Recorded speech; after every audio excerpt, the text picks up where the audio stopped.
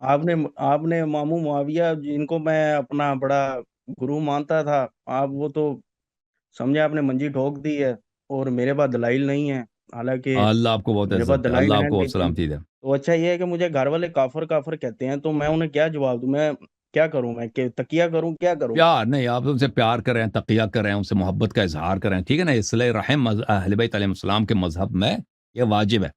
اور یہ کوئی اگر انسان کے ساتھ قطع رحم کرتا ہے، یعنی کوئی رشتہ دار گھر والے انسان کے ساتھ بدی کرتے ہیں، برائی کرتے ہیں، تو آپ کے لیے جائز نہیں ہے کہ آپ مقابلے میں ان کے ساتھ برائی کریں۔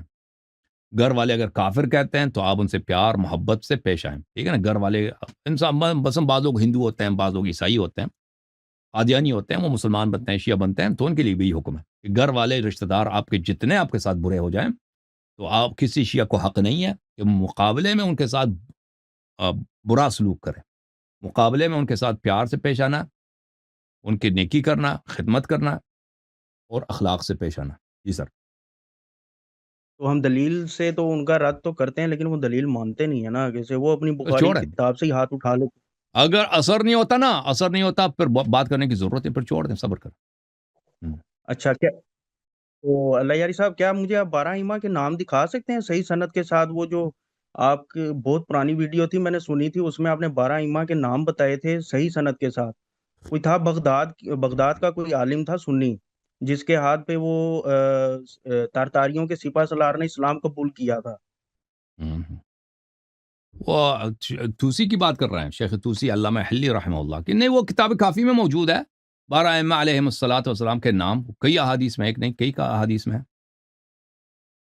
چلیں چلیں، بہت شکریہ اللہ یاری صاحب۔ جی سر۔ اچھا ایک آخری سوال اللہ یاری صاحب، ہوں، آخری سوال، جی جی جی میرا بولیں۔ آخری سوال ہے کہ اگر کافر کا ڈر ہو کہ وہ مجھے قتل کر دے گا، ہوں، تو تو جو صحابہ جو یزید کی بیعت کر چکے تھے، تو وہ کیا جنت میں جائیں گے یا جہنم میں جائیں گے؟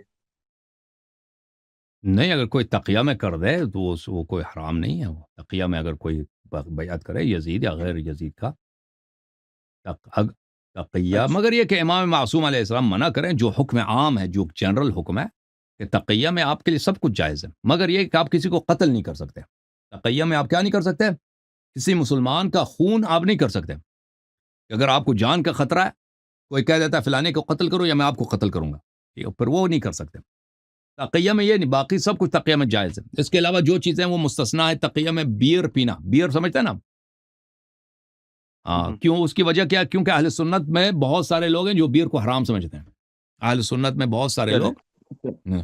لیکن بیئر کا جو مسئلہ ہے نا، یہ اہل سنت میں اختلافی ہے، عمریہ میں ان میں سے بعض جائز سمجھتے ہیں، بعض حرام سمجھتے ہیں، تو اس لیے اگر کوئی کہہ دے کہ بیئر پی لو بھئی آپ، کیونکہ اس میں اہل سنت خود اس کو حرام سمجھتے ہیں، تو اس میں تقیہ نہیں۔ اسی طرح کیا ہے کہ چمڑے کی جو ہوتی ہے نا جراب، آپ نے دیکھا ہے نا چمڑے کی جراب مولوی حضرات اس پہ مسح کرتے ہیں، دیکھا ہوا نا مولوی حضرات پہنتے ہیں، اس میں تقیہ نہیں ہے، اس میں تقیہ نہیں ہے، کیونکہ بہت سارے ان کے اپنے مذہب کے علماء ہیں جو اس کو جائز نہیں سمجھتے، کہتے ہیں تقیہ اس پہ جو چمڑے پہ آپ مسح کرنا وہ کافی نہیں ہے، تو اس میں بھی تقیہ نہیں ہے۔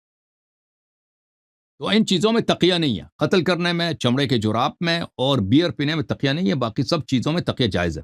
حتیٰ یہاں تک کہ کوئی شخص آپ کو کہہ دے کہ آپ اللہ کو گالی دے دو، ہماری بتوں کی پوجا کرو، آپ کہہ دو میں ہوں ہندو بھائی، میں بہت عرصے سے مسلمان تھا، میں ہندو بناؤں، یا اللہ رام رام، جان چھڑا دو بھائی، ٹھیک ہے نا؟ ہاں، وہ اللہ ذبح نہیں ہونا آپ نے، اور اللہ یاری اوکے؟ صاحب، میرا آخری اور سوال لیکن یہ یہ ہے کہ اور آپ یہ لیکن یہ ہے کہ تقیہ جو ہے نا، اس کی اجازت ہے۔ اگر کوئی تقیہ نہ کرے، تقیہ نہ کرے، کہتا ہے میں رام رام نہیں کہتا بھائی، چاہے تم مجھے ذبح کر دو، تو اس نے گناہ نہیں کیا، گناہ نہیں کیا۔ اگر وہ اس کو ہندو لوگ قتل کرتا ہے نا، وہ تو پھر وہ اس طرح نہیں کہ اس نے کوئی گناہ کیا۔